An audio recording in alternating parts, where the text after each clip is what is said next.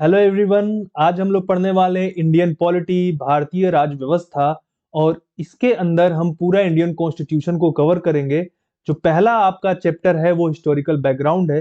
देखिए, हमारा संविधान देश के अंदर 26 जनवरी 1950 को लागू तो हो गया था, लेकिन इसको उस शेप में है, उस शेप में आने के लिए बहुत सारे चरणों से होकर गुजरना पड़ा था। और इसी को हम लोग हिस्टोरिकल बैकग्राउंड कहते हैं। देखिए, बहुत ही पुराने समय में जब राजा महाराजा हुआ करते थे, जैसे जब आपने पढ़ा होगा मौर्यन पीरियड, गुप्ता पीरियड, इसके बाद मुगल, और उसके बाद आते हैं ब्रिटिश। ब्रिटिश यहाँ पर आने के बाद कुछ कुछ नियम कानून बनाना शुरू करते हैं, और वही नियम कानून धीरे धीरे आगे बढ़ते बढ़ते 1935 में एक बहुत ही बड़ा, एक बल्कि डॉक्यूमेंट्स के रूप में सामने आता है।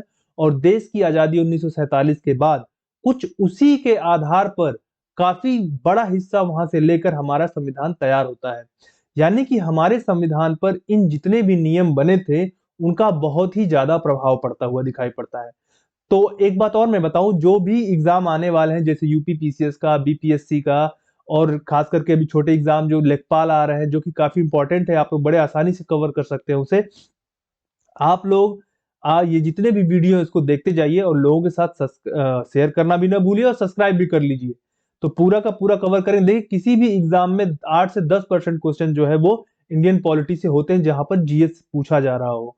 तो इसको बिल्कुल ही नहीं चूकना है, पूरा का पूरा वीडियो देखना है आपको।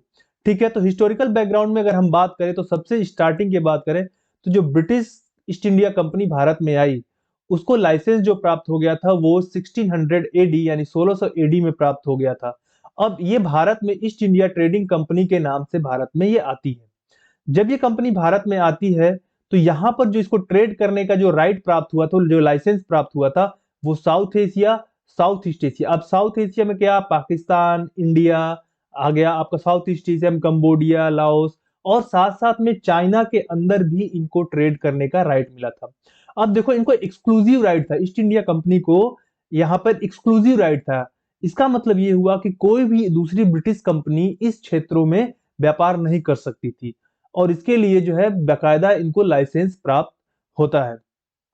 अब सबसे देखो, शुरू में जब ये भारत में आते हैं, तो ये बेसिकली एक ट्रेडिंग कंपनी होती है, पूरी तरीके से केवल ट्रेड करने के लिए आए थे। और आप लोगों ने अगर हिस्ट्री पढ़े, तो आपको पता चलेगा कि फर्स्ट फैक्ट्री कब लगाया इन्होंने, पहले कौन किस राजा के दरबार में आया था। तो आप पता करिएगा जाकर, ठीक है ना, कि जहांगीर के दरबार में कौन अंग्रेज सबसे पहले आया, फिर उसके बाद कौन सा अंग्रेज जहांगीर के दरबार में आया, और फिर धीरे धीरे कैसे ब्रिटिश जो है अपना ईस्ट इंडिया कंपनी को आगे बढ़ाते रहे। लेकिन अगर इंडियन पॉलिटी के हिसाब से पूछा जाए, तो जहां विशेष एक बहुत ही बड़ा इवेंट हुआ, जिसको कहा जाता है प्लासी का युद्ध, यानी कि बैटल ऑफ प्लासी। तो देखो, ईस्ट इंडिया कंपनी जो कि भारत के अंदर केवल ट्रेड करने के लिए आई थी, अब धीरे धीरे उनकी महत्वाकांक्षाएं जो है वो बढ़ती चली जा रही हैं। उन्होंने फोर्ट बनाए, क्यों? क्योंकि उन्हें अपने अब माल की सुरक्षा करनी थी, और उसके लिए उन्हें कुछ सैनिक भी अपॉइंट किए। लेकिन जब इनको अपने इंटरेस्ट के ऊपर खतरा नजर आने लगा, तब इन्होंने धीरे धीरे अपनी सेना को बढ़ाना शुरू कर दिया, और एक ऐसा समय आया जब इनके पास एक अच्छी खासी आर्मी तैयार हो गई थी। तो इन्होंने एक युद्ध लड़ा 1757 में, जिसको प्लासी, बैटल ऑफ प्लासी कहा जाता है, जिसमें ईस्ट इंडिया कंपनी ने बंगाल के नवाब को हरा दिया। अब उसमें क्या कॉन्स्पिरेसी थ्योरी थी, ब्लैक होल जो थी वो थ्योरी, वो क्या है, ये सारी चीजें आपको पढ़ना है, आपको हिस्ट्री में। यहां पर हम लोग केवल और केवल किसकी बात करेंगे, केवल एक्ट से रिलेटेड बातें करने वाले हैं। देखिए, एक बहुत ही डिसीजिव युद्ध हुआ था, वो 1764 में हुआ था, जिसको हम लोग बक्सर का युद्ध कहते हैं, बक्सर का युद्ध। और बक्सर के युद्ध में भी ईस्ट इंडिया कंपनी विजयी हुई थी। और बक्सर के युद्ध के बाद एक समझौता हुआ था 1765 में, जिसको इलाहाबाद का जो समझौता कहा जाता है, ट्रीटी ऑफ इलाहाबाद कहा जाता है। अब इस ट्रीटी के अंतर्गत जो ब्रिटिश जो थे, उन्होंने ब्रिटिश इंडिया कंपनी जो थी, उन्होंने दीवानी हासिल कर ली। दीवानी का मतलब होता है जो रिवेन्यू है, रिवेन्यू, रिवेन्यू का मतलब जो रिवेन्यू जो इनको जितना भी जनरेट होता था, यानी जितना भी पैसा वहां से टैक्स के रूप में कलेक्ट होता था, उसके ऊपर राइट अब ईस्ट इंडिया कंपनी की थी। और किन किन क्षेत्रों में, बंगाल, बिहार और उड़ीसा। ये क्वेश्चन पूछा जाता है कि बताइए, दीवानी की राइट कब प्राप्त करी? 1765 में। किस युद्ध के बाद? तो बक्सर के युद्ध के बाद। कौन सी ट्रीटी? तो इलाहाबाद की ट्रीटी। किन क्षेत्रों में दीवानी की राइट प्राप्त करी थी? तो बंगाल, बिहार और उड़ीसा में इन्होंने प्राप्त करी थी। अब हम कुछ और बातें आपको मैं समझाना चाहता हूं कि देखिए, इन्होंने दीवानी की राइट प्राप्त कर ली, यानी रिवेन्यू, अब पैसा इनके पास आने लगा, और जो एडमिनिस्ट्रेशन का काम था उन्होंने नवाब को दे दिया। तो देखा जाए तो जो अथॉरिटी है, अथॉरिटी ज्यादातर ईस्ट इंडिया कंपनी के पास आ गई, और जो जिम्मेदारियां जितनी होती हैं वो किसी के पास, नवाब के ऊपर चली गई। तो पैसा तो ईस्ट इंडिया कंपनी ले रही थी। अब इसकी वजह से ईस्ट इंडिया कंपनी में बहुत ज्यादा करप्शन बढ़ा। वहां पे जो भी सर्वेंट थे उन्होंने खूब करप्शन किया, खूब पैसे कमाए। कंपनी तो घाटे में चल रही थी, लेकिन जो यहाँ के एम्प्लॉय थे वो बहुत ही फायदे में चल रहे थे। इसकी वजह से बाद में जो ब्रिटिश गवर्नमेंट थी उसको कुछ स्टेप्स लेने पड़े और कुछ रेगुलेटिंग एक्ट्स बनाने पड़े। तो सबसे पहले उन्होंने एक रेगुलेटिंग एक्ट बनाया जिनको कहा जाता है द रेगुलेटिंग एक्ट ऑफ 1773। ये अब चूंकि करप्शन बढ़ गया था, उसके लिए एक्ट बनाना था, तो इनके लिए जो वहां की कैबिनेट थी, कैबिनेट कैबिनेट के कंट्रोल में जो है ये ईस्ट इंडिया कंपनी काफी हद तक आ गई। यानी कि अब कैबिनेट जो है कुछ नियम और कानून बनाना शुरू कर दिया, किसके लिए? ईस्ट इंडिया कंपनी के लिए। तो ब्रिटिश का गवर्नमेंट ने जो इसका ईस्ट इंडिया कंपनी का जो है रेगुलेशन और अफेयर में काफी कंट्रोल प्राप्त कर लिया। अब देखो, इसके पहले जो ईस्ट इंडिया कंपनी थी पूरी तरीके से एक ट्रेडिंग कंपनी थी, मैंने आपको बताया। अब ये ईस्ट इंडिया कंपनी क्या हो चुकी है? एक पॉलिटिकल और एडमिनिस्ट्रेटिव फंक्शन, ये दोनों काम कर रही है। पॉलिटिकल काम भी कर रही है, एडमिनिस्ट्रेटिव काम भी कर रही है, और ट्रेडिंग का तो उनका अपना पहले से ही चला। तो इनका पहला ये फंक्शन कब जो रिकॉग्नाइज किया गया? 1773 में। अब इसके द्वारा इन्होंने एक सेंट्रल एडमिनिस्ट्रेशन का फाउंडेशन रखा है। सेंट्रल एडमिनिस्ट्रेशन का फाउंडेशन ऐसे, देखो, पहले ईस्ट इंडिया कंपनी अलग अलग जगहों पर काम करती थी, अलग अलग क्षेत्रों के अलग अलग गवर्नर हुआ करते थे, लेकिन यहां से एक सेंट्रल एडमिनिस्ट्रेशन का शुरुआत होता है। तो यहाँ पे सबसे पहले इन्होंने क्या क्या कुछ कैरेक्टरिस्टिक्स है इस एक्ट के, उस कैरेक्टरिस्टिक के बारे में हम जानते हैं। तो देखिए, सबसे पहले यहाँ पर गवर्नर ऑफ बंगाल को डेजिग्नेट किया गया, क्या? Governor general of Bengal. अब देखो, पहले क्या होता था? गवर्नर ऑफ बंगाल, अब क्या कहा जाने लगा उसको? Governor general of Bengal. और इसकी जो एग्जीक्यूटिव काउंसिल थी उसमें 4 मेंबर थे, ठीक है ना, जो कि गवर्नर जनरल को असिस्ट कर रहे थे। तो बंगाल का जो गवर्नर जनरल था उसको असिस्ट करने के लिए 4 लोग थे इसके एग्जीक्यूटिव काउंसिल में। अब जो पहला यहाँ पर बंगाल के अंदर जो पहला गवर्नर जनरल बना उसका नाम था लॉर्ड वॉरेन हेस्टिंग।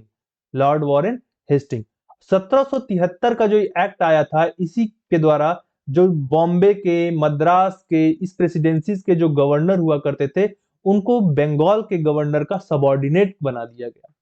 यानी कि अब जो मद्रास और जो बॉम्बे के जो गवर्नर थे वो अब इसके नीचे काम करेंगे, यानी कि सेंट्रलाइज्ड हो गया ना। अब अथॉरिटी धीरे धीरे क्या हो रही है, किसी, देखो, अथॉरिटी जब किसी एक हाथ में जब केंद्रित होती है तो उसको सेंट्रलाइजेशन बोलते हैं, और जब अथॉरिटी धीरे धीरे नीचे वालों को भी दे दी जाती है तो उसको डिसेंट्रलाइजेशन कहते हैं। तो देखा जाए तो चार्टर्ड एक्ट 1773 के द्वारा भारत में ब्रिटिशर्स ने सेंट्रलाइजेशन की जो है शुरुआत कर दी थी, ठीक है।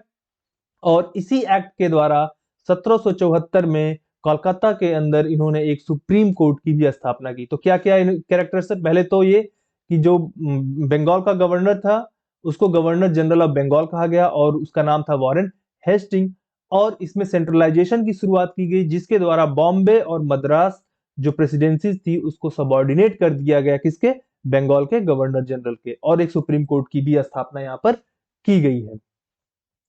अब जो सुप्रीम कोर्ट बनाया गया उसमें एक चीफ जस्टिस और 3 अदर, ये क्वेश्चन पूछा जा सकता था कि जो आपके सुप्रीम कोर्ट बनाए गए उसमें कितने जजेस अपॉइंट किए, तो कितने? 4 हैं। एक चीफ जस्टिस है और 3 दूसरे जजेस हैं, ठीक। अब जो कंपनी के जो सर्वेंट, जैसा कि मैंने आपको बताया 1773 के पहले जो भी आपका ब्रिटिश कंपनी के अंदर जो एम्प्लॉय थे, वहां के जो सर्वेंट हुआ करते थे, बहुत ज्यादा करप्शन करते थे। तो ब्रिटिश गवर्नमेंट ने क्या किया कि एक कोर्ट ऑफ डायरेक्टर्स की स्थापना की।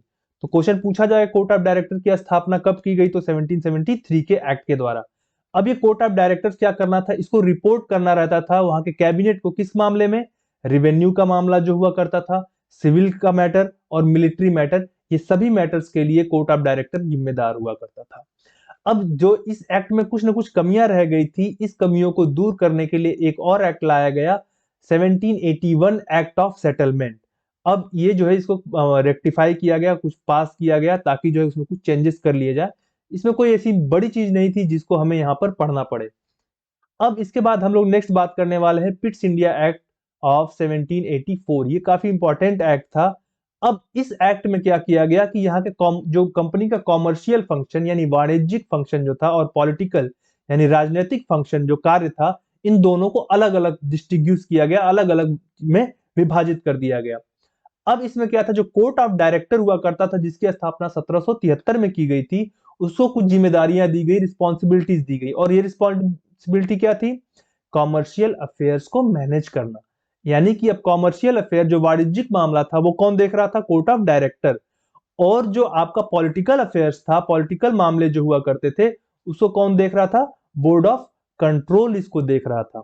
ठीक है ना। अब बोर्ड ऑफ कंट्रोल की स्थापना कब की गई पूछा जा सकता है, तो पिट्स इंडिया एक्ट 1784 के द्वारा बोर्ड ऑफ कंट्रोल की स्थापना की गई थी। अब पिट्स इस तरीके से देखा जाए तो पिट्स इंडिया कंपनी में डुअल गवर्नमेंट की स्थापना करी जा रही है, डबल गवर्नमेंट यहां पर हो गया। डबल गवर्नमेंट कैसा? एक बोर्ड ऑफ कंट्रोल कुछ पॉलिटिकल अफेयर को कंट्रोल कर रहा है, और कोर्ट ऑफ डायरेक्टर जो है ये आपका कॉमर्शियल अफेयर्स को जो है कंट्रोल कर रहा है। अब जो है आपका पहली बार ऐसा हुआ कि जो कंपनी की जो टेरिटरी थी, जो कंपनी का जो क्षेत्र है, इसको ब्रिटिश पोजेशन इन इंडिया कहा गया। यानी कि यह पहले क्या था, जो भी कंपनी थी वो कंपनी के जितने भी टेरिटरी जिसने कब्जा किया था वो कंपनी का क्षेत्र था। लेकिन अब धीरे धीरे इसके ऊपर जो कैबिनेट है वहां का, यानी गवर्नमेंट है जो ब्रिटिश की, वो यानी पार्लियामेंट भी कह सकते हैं, वो धीरे धीरे इसके ऊपर अपना कंट्रोल बढ़ाता चला जा रहा था। अब इस एक्ट के बाद एक और एक्ट आया था जिसको कहते थे चार्टर एक्ट ऑफ 1813। ठीक है ना। इसके पहले सब रेगुलेटिंग एक्ट था, अब यह चार्टर एक्ट स्टार्ट हो रहा है। तो याद रखना कि यहां पर कंपनी की मोनोपोली समाप्त कर दी गई। मोनोपोली का मतलब होता है एकाधिकार। जैसा मैंने पहले बताया था कि कंपनी को एक्सक्लूसिव राइट मिला था, कहां पर? इंडिया, म्यांमार, आपका चाइना, आपका लाओस, कंबोडिया, मतलब ये जितने भी साउथ ईस्ट एशियन नेशन है, इंडिया हो गया, पाकिस्तान जो इस समय का है, वो सारे क्षेत्र में काम करने का अधिकार किसको था? ईस्ट इंडिया कंपनी को। लेकिन मोनोपोली समाप्त कर दी गई, इसका मतलब अब दूसरी कंपनियां भी ब्रिटिश की यहां पर आकर व्यापार कर सकती थी। लेकिन अभी भी कुछ एक्सेप्शन था। क्या? चाय यानी टी और चाइना के साथ अभी भी इनको राइट था कि ये ट्रेड केवल और केवल ईस्ट इंडिया कंपनी ही करेगी। इनमें पहली बार 1 लाख रुपए एजुकेशन, लिटरेचर इत्यादि फील्ड के लिए दिए गए। ठीक है, आज हम यही रखेंगे। अगले क्लास में हम लोग 1833, 53 और इसके आगे के आने वाले एक्ट्स के बारे में चर्चा करेंगे। तो शेयर, सब्सक्राइब और लाइक करना ना भूलें और हमसे जुड़े रहिए। आज की क्लास के लिए इतना ही। धन्यवाद।